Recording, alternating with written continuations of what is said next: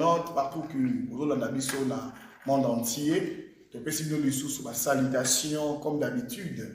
Tu caractère les sous bino, tu yeli bino les sous numéro moussou Sika et puis na thème, na titre moussou où tu peux développer ensemble avec vous. Et l'autre le bino toujours les gens qui s'arrêtent avant. Donc quand on est étape dans la question, on a dit quand même pour s'abonner massivement sur notre chaîne YouTube qu'on appelle Blebo Channel. Alors, vous s'abonner massivement pour que vous ayez l'information du sous de Sikate ou de diffusaka. Chaque fin de la semaine, nous allons s'arrêter pour nous laver le numéro sur Sika. Alors, avant tout, nous allons présenter Bino, beaucoup de Sika dans la chaîne, nous présenter Bino, nous allons de temps en temps. Nous avons la capacité de représenter la ligne Yemoko à la présentation du Bosso Nabino. Papa, bonjour. Bonjour, grand journaliste. Ok, tu as se présenter le Bosso, il y a la caméra Nabiso, Yemoko, Nabiso dans le monde entier, Oza Nani. Naza, comme on a Meshak Kayembe. Meshak Kayembe, Naza, évangéliste au sein de l'église Métagek. Mission évangélique Tabernacle de Jésus-Christ, où il est dirigé par l'apôtre William Tyndall que je salue. Voilà, merci beaucoup, homme de Dieu. J'espère que les bébés vont la bise ou pas ça dans le moment. Ils m'ont ça dans le bébé, ouais. Parce que décidé de aller dans le bosso de l'écran à Bino pour expliquer Bino bâti thème autoco, si je dois exploiter à Mexique à Chicago. Bino bi basta dans le bosso partout. Donc, inviter Bino, vous en avez sur l'émission Nabiso. Il y a un numéro réseau le canal C, il y a barre, il y a l'écran. Déjà, là, votre humble frère serviteur, Asa Yakipo Imouyaï. D'ailleurs, vous avez déjà pour tout. Au bas, côté ici. Numéro le canal C, il y a l'écran Nabiso. Ben Nabiso, tu causes un saté pour nous toper Sabino espace, il y a tableau Nabiso, tu as un Babino. Si j'ai beaucoup de présenter. Merci. Messieurs, hommes de Dieu, excusez, hommes de Dieu, où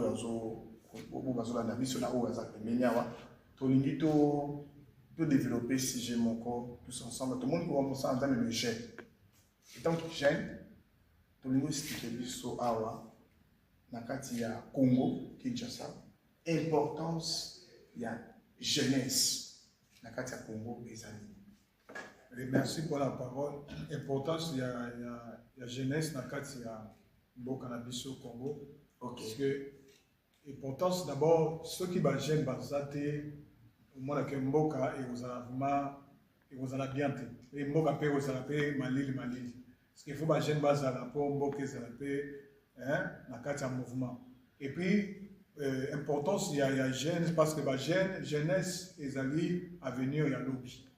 Donc, c'est ça, parce que ma vie, comme on entend mon corps, lâcher déjà prise, et ma jeune débat. Voilà, homme de Dieu, lui to réformer les sous-questions.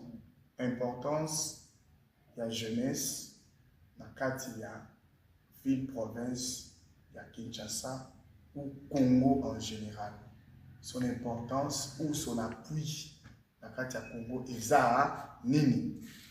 Oui, l'importance, il y a jeune, dans le cas, il y a ville, il y a... Parce que tout le monde a comme sous les jeunes vont s'intéresser à l'armée, les jeunes vont s'intéresser dans la fabrication de l'uranium, les jeunes vont s'intéresser dans la fabrication d'armes, les jeunes vont s'intéresser dans la fabrication de smartphones, les jeunes vont s'intéresser dans la fabrication de produits industriels.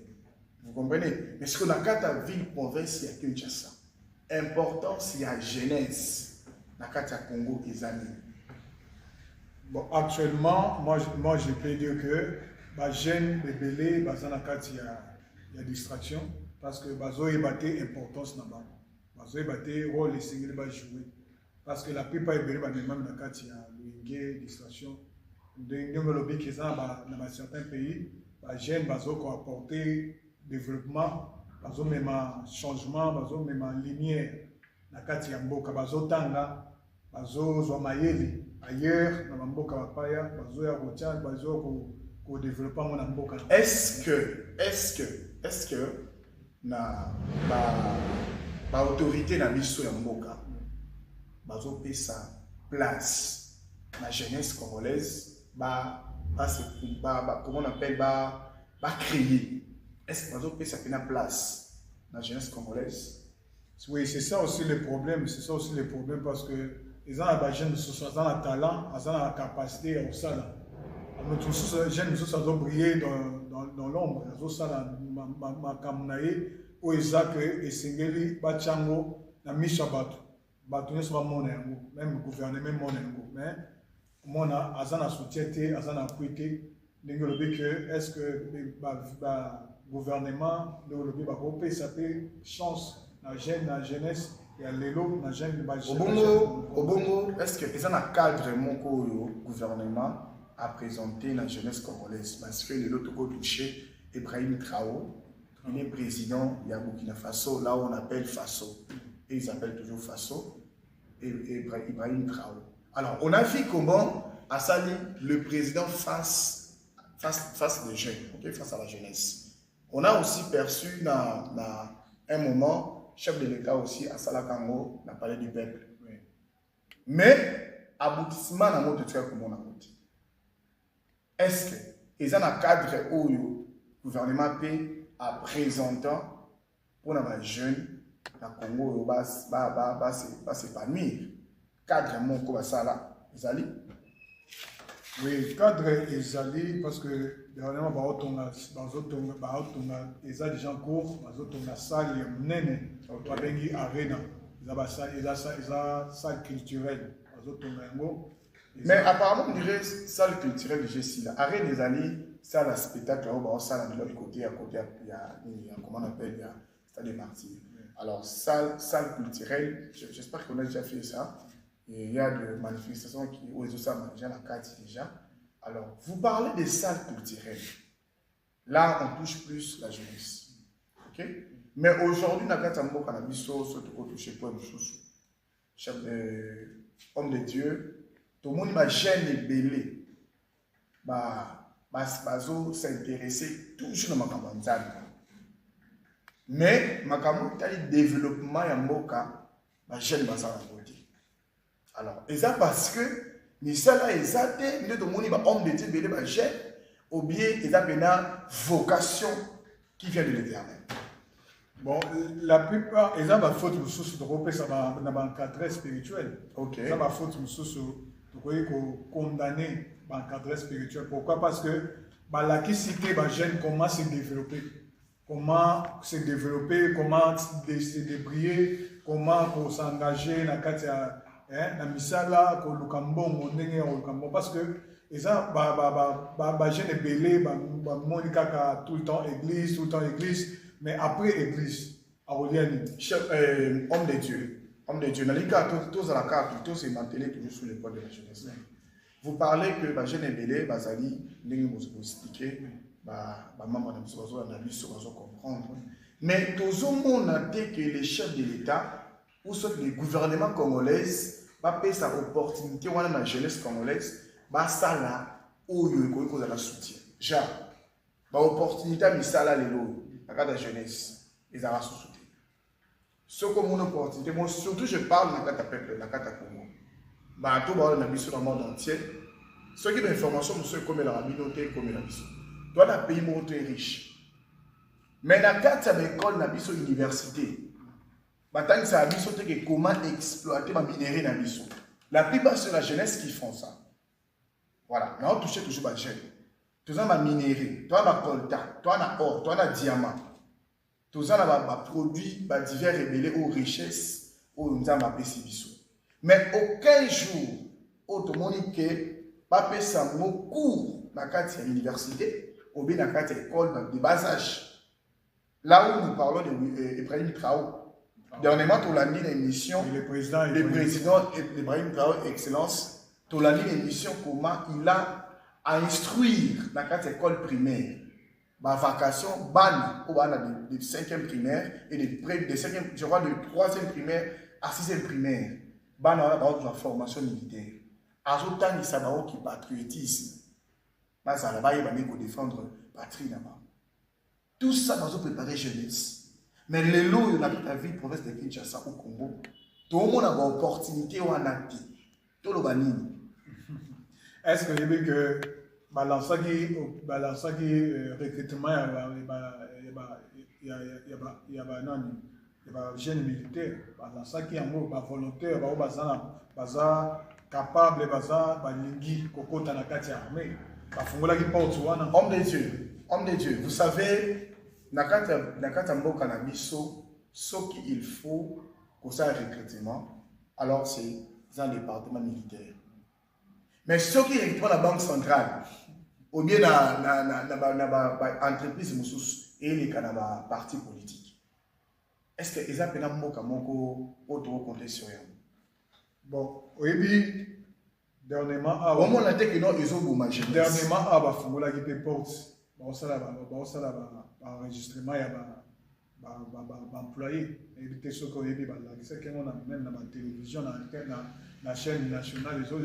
J'aimerais confirmer les peuples qui nous entendent de loin. Je suis journaliste, bien sûr, oui. Mais, en tout cas, concernant Bissala Namboka Congo, l'État qui est jeune, Naïmoko, homme de Dieu, ne se présente pas déjà. Une fois, on a parlé du peuple. Il y a un mot Job Day. Ça a été publié au monde entier, Job Day. Na s'inscriva na kata Job Day. Mais si le lot, numéro n'a pas eu bon parcours. Quand Job Day, on appelait que le jeune. La jeunesse congolaise, parce que tout ça qui plus de 4000. Il y avait des différentes entreprises, parce que avec exposition. Mais à ta jour, mon côté, parmi des gens là, qui va dépôt, il y a candidature dans Mango, mon côté est engagé. Est-ce que Moka Oyo, pour que jeunes aient engagé, et c'est un tout là, c'est moi qui manque, Tony. Oui, même le président Ibrahim Traoré, ok, il était sur Hollanda qui Ibrahim Traoré a lobby que cette fois-ci, ceux qui gênent à Kekolkamoussala, parce que la plupart des alliés bon, ceux qui gênent à Kekolkamoussala vont retourner au niveau des études, aux expériences niveau des études, aux licenciés, tout ça. Mais on dit que on a Burkina Faso, il faut tout bannir rien. Tout na jeune, ceux qui gênent à Kekolkamoussala, qu'est-ce que tu fais? Donc, au début, c'est que par là, maintenant, les jeunes vont se retrouver. Peut-être à ça, doué dans la gestation. Okay. Peut-être à ça, doué dans la ménigerie. Parce qu'il y a tout un niveau des études. Ok. Si on a le conseil niveau étant homme de Dieu, on peut ça dans la politique dans l'histoire. Bato besoin encadrer politiquement, par rapport à la jeunesse, la commune de jeunesse moko pervers, ceux qui na banda le kuti masangale tiliboma, ok na département Koulou no kuti, ma jeune gens au batangi ba classe, mais baza machette. Conseil ni oyo pesa na ba konzamboka ba olanda biso le. Par rapport à la jeunesse. Conseil on m'a pesa na ba konzamboka par rapport à la jeunesse congolaise. Conseil on peut c'est ça que pour soutenir la jeunesse congolaise. Parce que la jeunesse congolaise, c'est dans 4 de production. Dans 4 il y a solitude. Donc, pour se retrouver, si je peux le dire, pour se retrouver. Pourquoi? Parce que ils ont des fans qui ont des portes, des kangi qui ont des portes. Et ils ont des opportunités. Des bazar et négligé. Donc c'est ça. Bon fongola mitema. Bon fongola mitema. Bon zong ça peut ba jeune wana bo pe ça bon pe moi opportunité ya musala bo encadrer bango bo approcher bango bo pe ça bon pe place parce que ba jeune pe bazan pour ça pe bazan libre. OK. Bazan libre ba travailler au moins des gars toujours le bas des présidents Ibrahim Traoré à sokoli mentalité ya jeunesse Burkinabé. Oui, à Sokoli mentalité, bah jeune belé bah télémi. Parce que même ceux qui micro on a le donc on sent la moitié ils ont ça toujours qu'à importer. So important il y a développement dans le boca. N'arrive pas dans le comment homme de Dieu. Donc les deux ans dans le Congo, bah jeune, bah ça na incapacité. Il y a que ça là à cuivre. Jeune doué bazali mais bazos ont des opportunités. Il a pour que des opportunités et c'est une Tout le monde, la présidente de la République, Azawa, tout le monde, c'est mon sous-toni. Et Ezali, qu'on fait dans la gêne. Qu'on fait dans la gêne, le président. Moi, je vous trouve ça, qu'on fait dans la gêne, et bon, je ne sais pas, exemple, aime la vie, je ne pense pas qu'il y ait une solution.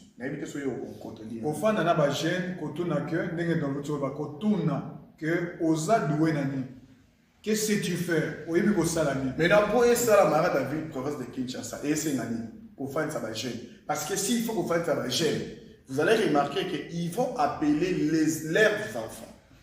Leurs enfants, dans ma tête, il y a une entreprise, dans ma tête, il y a une initiation, dans ma tête. Parce que pardon, on a la victime d'ango, on a un projet où on a des projets comment détruire le phénomène Koulouna.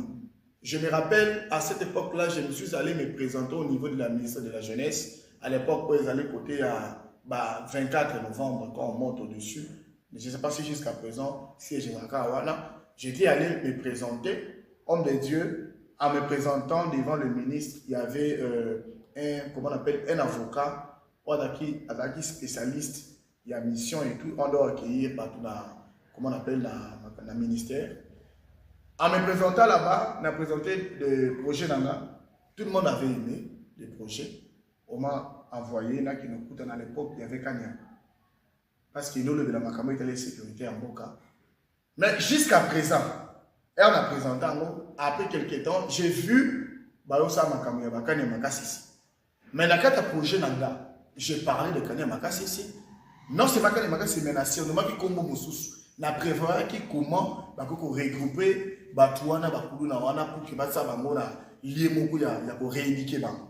Mais après quelques temps, j'ai vu exécuter le projet mais na manière mususu. Homme de Dieu. Si vous yebi sangai, ce que nous va faire c'est la chaîne. Chacun a chaîne a présenté le projet na lui. Mais ba konti o ba kotia la biso wana bana ba kozabana bango ba tie bango na ba tête. Est-ce que ça pour la jeunesse congolaise est développée ou bien jeunesse congolaise toujours un point de départ? Bon, oui. Parce que nous avons dit que ceux qui ont lancé le projet, ils ont lancé la tête, ils ont lancé et puis ils ont lancé le projet, ils ont volontaire, mais ils se retrouver. La place où ils sont égoïstes. Tolingi comment condamner en groupe. Place wana eza égoïsme parce que eza ya ba jeune sous na musika aloba place wana eza ka bana ya. Place wana eza ka place bana na bango nde ba tchara place wana. OK. Mais eza ka te na gouvernement. Mais eza pe na ba société mususu pays, OK na ba société mususu okota ya ba place etondi. O place etondi nani eza. Peut-être moi na za non na libumu na bota peut de ya Congo na commande na liste. OK.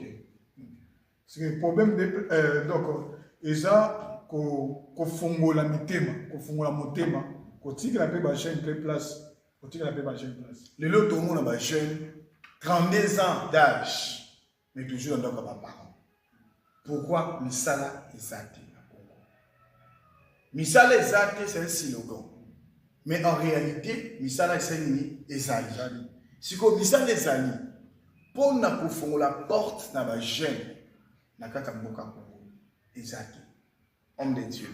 Les loyaux, la zone sous na début na biso awa na le belak de cette théologie on avait eu à parler que le lot tout le monde a jeune libéré dans quatre d'église. La jeune doit comment faire l'église, alors afin d'avoir l'église parce que a élu le consalaté.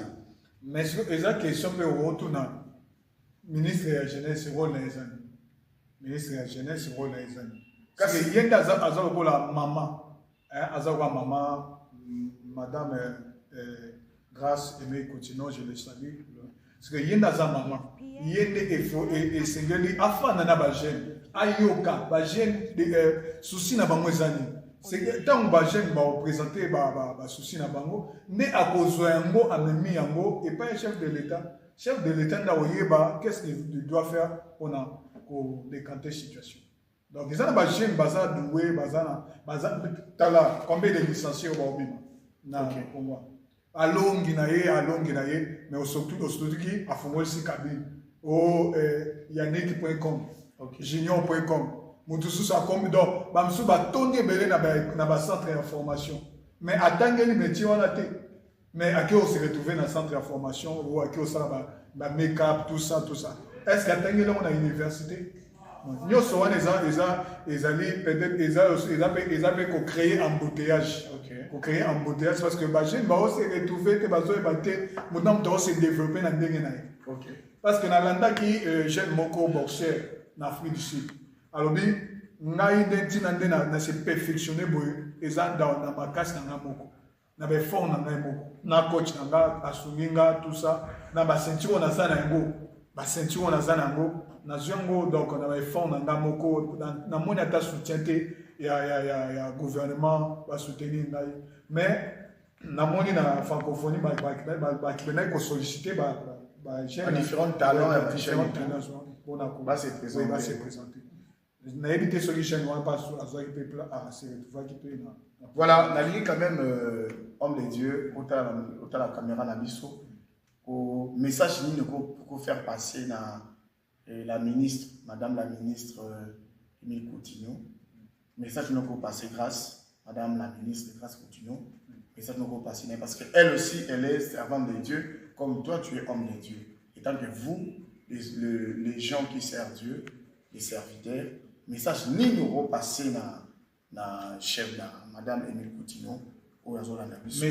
message on a passé na Madame la ministre de la jeunesse Madame Émile Coutinho grâce Émile Coutinho message on a repéré c'est ça que yoza maman oza lokola maman ya jeunesse congolaise yonde bati wana na tête ya jeunesse congolaise oza wana ona o réussir na mission na yo pour réussir et c'est au fanda parce que y a mon dessous va nommer azoé baté va nommer pourquoi donc il faut qu'au fanda na ba jeune ko yeba ba jeune bazana posani ko yeba souci ya moko na moko ne okozwango au encadrer chaque jeune na poste na point na métier na yo eza aza doué à kosala peut-être il y a ba jeune sous bazana ba projet ya makasi mais à un moment donné en exposition mais pas na.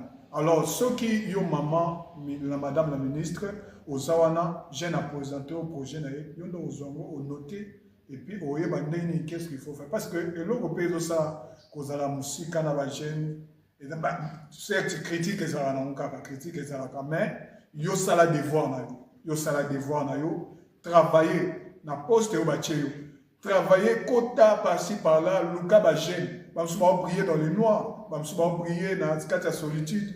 Alors, Luka Bajen wana fanda na bango, fanda la ministre face à la jeunesse, fanda na bango, solo na bango, yoka souci à moko na moko. Et donc, rapidement, vous allez Koko Balissousou. Quand même, Madame la ministre, vous avez suivi homme de Dieu, Azana Kata Ceinture Nabino, yoka Mela ya la jeunesse congolaise pleure. La jeunesse congolaise souffre. La jeunesse congolaise a besoin de ce qu'on appelle l'innovation. L'innovation, nous avons des talents à qui nous pouvons aussi exploiter. Alors, il est jeune, vous êtes jeune, faites quelque chose afin que la jeunesse congolaise. Nous ne voulons pas que un jour, tout le bélayo n'est pas le bélabamissus. Mais un jour, tout le bélayo maboko. Il va être là aussi dans le Mumba. Il va être là aussi dans le ministre bien.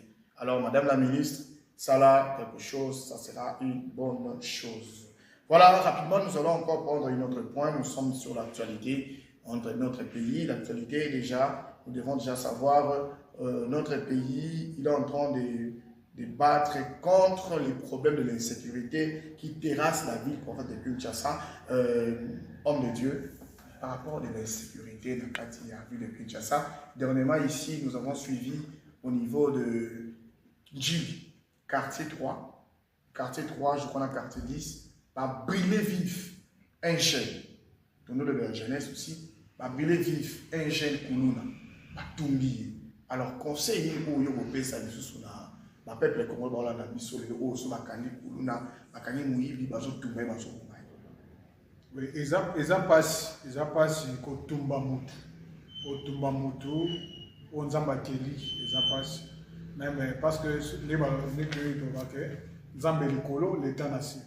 Il faut que l'État azali. l'état azali l'état komema mutu wana soki mutu ayibi mutu asali mabe kuluna okangi kuluna mema aki le droit mema aki le droit bakoyeba kosambisa ye et puis bakokatela ye etumbu et puis kose faire justice eza mabe kotumba mutu eza vraiment propreté conseil nini oyo olingi opesa na bayimboka oyo bazolanda biso oyo bazopose baacte wana ya kose faire justice il faut bakangi kuluna bakangi parce que kuluna moyibi tout ça que ce soit tout ça baza bandeko na biso congolais conseil nini opesa bayeba population. Oui, certes eza pasi que momona mutu akati ndeko na yo loboko akati ndeko na yo likolo et na se akanda wana au réagir mabe au se rendre au se faire justice tout ça mais eza mabe kokata mutu kotumba mutu ya kati mutu aza déjà akomi déjà inhumain donc ameli babiloko akomi déjà inoptisé azomi yeba lisusu te et ntina mutu akoma lokwa zombie akoma monstre ya okata mpona okata mutu eza eloko moko ya grave te mpona ye donc mais yo mutu okangi mutu abongo koyela te kose faire justice mema ye aki le droit bakoyeba ndenge nini kosambisa mpona kokatela ye etumbu ole ya kotumba kozikisa c'est pas bien. Ok, merci beaucoup homme de Dieu. Sur l'actualité, on est en train de suivre 50 Simon Résolé ces derniers temps sur l'internet, par-ci par-là, on parle de ça. Il y a un monsieur, il a été porte-parole de l'un des hommes qui fait la culture de notre pays, ailleurs, à l'extérieur du pays, que ce soit à l'intérieur ou à l'extérieur. Monsieur Ferrego là, qui est un homme de Dieu, vous voyez que ça n'a pas été Ferrego là. Oui, naïbi, est-ce que na planète Mars, Jupiter, oh les loyaux, celui qui va ça dans le saut, tu les fallu pour pas, naïbi était. Oui, Ferrego là, naïbi était. On est comme ça. Non, naïbi. Tout le monde, Ferrego là avait perdu son petit frère. C'est qui on l'appelait Kiko là. Alors, quand il y a un groupe, il y a Ferrego là, un musicien qu'il est, il y avait un porte-parole qu'on appelait Mosé Kindingu. Alors, le monsieur, après avoir se séparé avec Ferrego là, selon ses amis, et le monsieur Mosé Kindingu, il a permis à faire sortir une chanson à Binisinze Momoko au titre de nos amis Gigo là, Landaba. Alors, le monsieur qu'on appelle Gigo là, c'est quelqu'un qui est déjà mort. Le petit frère de M. Ferrego là. Alors, homme de Dieu, pour vous, nous sommes des Bantous, des Africains. Oui. Quel conseil ni au ça dans la personne de Guy, de M. Mosé Kindingu, en citant le nom des morts, au Yakoufa n'a déjà Kala, en disant que Guigo là, Landaba. Conseil ni au ça dans la personne de M. Mosé Kindingu. Conseil on a opesa na monsieur Mosé Kindingu eza propreté ko moto Jean akufi kotanga na kombo na ye na ba biloko moko ndeti ya ba Jean moko boye mpona ko salir réputation d'abord ko salir les manches d'abord il faut avoir le respect aux morts en tant que biso oui, en tant que Bantou oui, respect aux morts okay. Parce que même la Bible peut les a interdit consulter ma mort, consulter ma mort, consoler ma koufa. Ah, mais quand vous dites ça, quelque part j'ai vu les prophètes, le roi Saoul. Il est allé consulter l'âme, un médium, ou avec cela qui est transfert pour que à le prophète Samuel. Est-ce que Bible est un moment où tu te dis, à un moment on a vu. Et puis, il a montré qu'il y a un prophète Samuel. Mais quand même, il a consulté. Il a consulté. Il a consulté qui? Mais il est moko. Il a été monté. Même les médiums, il a ébarité. Il a ébarité que ça, Saoul, parce que l'eau a été dans Saoul. Saoul est mort avec eux. Ah, selon loi, aux Zambatsa, après ça, Moïse, tout ça. Et ils ont consulté, ils ont morté. Ok. Ils ont interdit de consulter ma mort. Mais il est moko, tant à mon que, ma comme lié grave. Il y a qui a consulté Samuel Ouakoufaki.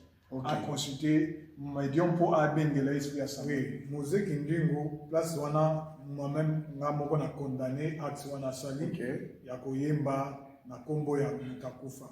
Koyemba pona côté eza wana ndebiso to lobaka ke eza ba sort dans azoko susciter esprit wana sani elanda esprit eutana na séjour de mort elanda bantu eza ba sort au même ba magicien ba salaka occultiste basalaka kolamusa baesprit ya bato bakufa eza mabe il ne faut pas asala acte ya bongo.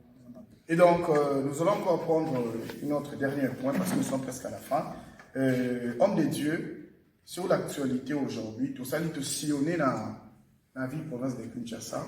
Nous avons un problème pour les déranger le peuple congolais. J'espère que vous l'avez dans un reportage, on va vous montrer aussi. Tout ça qui dernièrement, tout le bel qui m'a campé micro baladeur par rapport à Mamou, où ils ont dérangé 1000 adhérents. À mon avis, tout le bel un peu, parce que je crois que le peuple congolais va aller sur le monde entier. Alors, pour la Mamou, où ils ont dérangé 1000 adhérents, est-ce que beaucoup maîtres et engagés, ou bien chef de l'État, jusqu'à présent, il y a une solution à monter? Bon, moi je peux dire que c'est incapable. Vous êtes incapable. Vous avez un bâtiment, place où on a poste on a bâtiment, vous avez battu rôle. Chef de l'État, vous êtes incapable, tout beaucoup mestre. Beaucoup mestre. Parce qu'il y a un peuple, vous avez un série. Le chef de l'État, vous êtes incapable. Beaucoup mestre. Chef de l'État, Fandaka, Azoyoka. Ayoki, il y a un secteur des Andes. Ayoki, on a place dans les Andes. Bon, le chef de l'État paie service à communication et va travailler bien. C'est que la paix serait information. Parce que il paie service de communication, il y a information, il y a un système d'étage.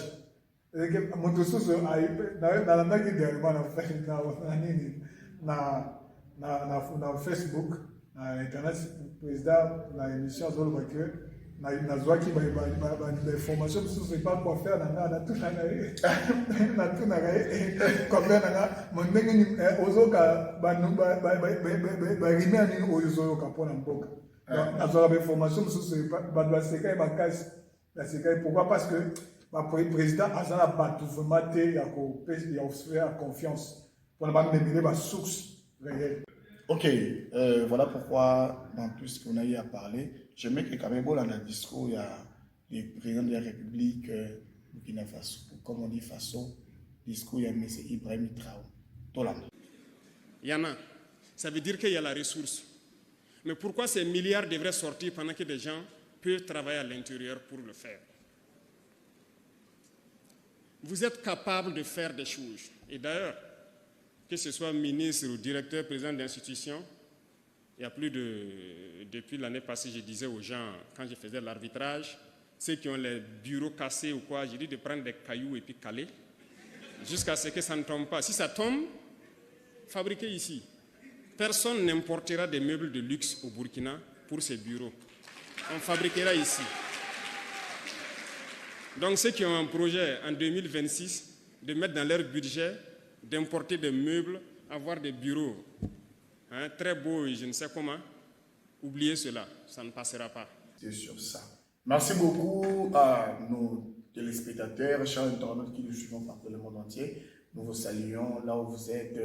Soyez toujours là, prêts pour nous suivre. Et puis n'oubliez pas de s'abonner sur notre chaîne YouTube massivement pour que vous ayez unité ou sous-souté. Ok, tout comme presque à la fin de notre émission, nous voulons quand même vous dire merci. On va nous la nabisson partout. Merci beaucoup par rapport à nabisson. Oui, merci.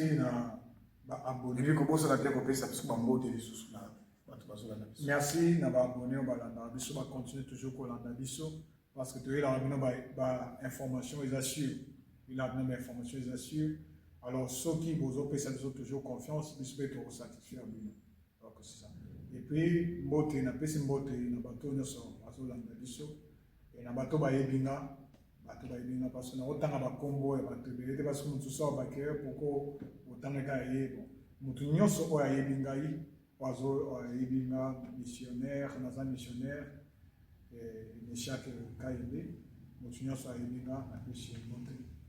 Donc on continue toujours pour la blé prochaine. Et donc, merci beaucoup à nos chers internautes au Banola Nabiso dans le monde entier. Rapidement, on a Bessimbote, ma mère Élisée Mbombo, sans oublier Kevin Kipoui, sans oublier aussi Inès Kipoui, les prophètes. Je n'oublie pas les révérends. Je n'oublie pas aussi Dorcas Kipoui, là où elle est, ma petite sœur que j'aime de tout mon cœur. Sans oublier aussi Esther Mbombo, notre cadette. Je n'oublie pas aussi ma très chère proposante Olivia Lefebvre, la femme qui fait la fierté de l'homme de Dieu. Je salue tout le monde qui le suit partout dans le monde entier. Alors, comme on avait dit, rapidement, au Lobela Kibino, les capitales jeunesse, aussi m'occuper les sous-actualités de notre pays, aussi par-ci, par-là, pour que va comprendre. Je n'oublie pas aussi de saluer notre très cher réalisateur caméra. Oh, on a pénétré au beau Sanakate, le DJ Aigle Blanc. Il y a une caméra de réalisation. C'est que notre grande sœur, tante, celle que je l'appelle ma tante, Rocky Roda, celle qui le suit, elle nous suit toujours. Il les rôde. Voilà, il y a une personne qui s'est ratée, bon, avec et Simba et tout.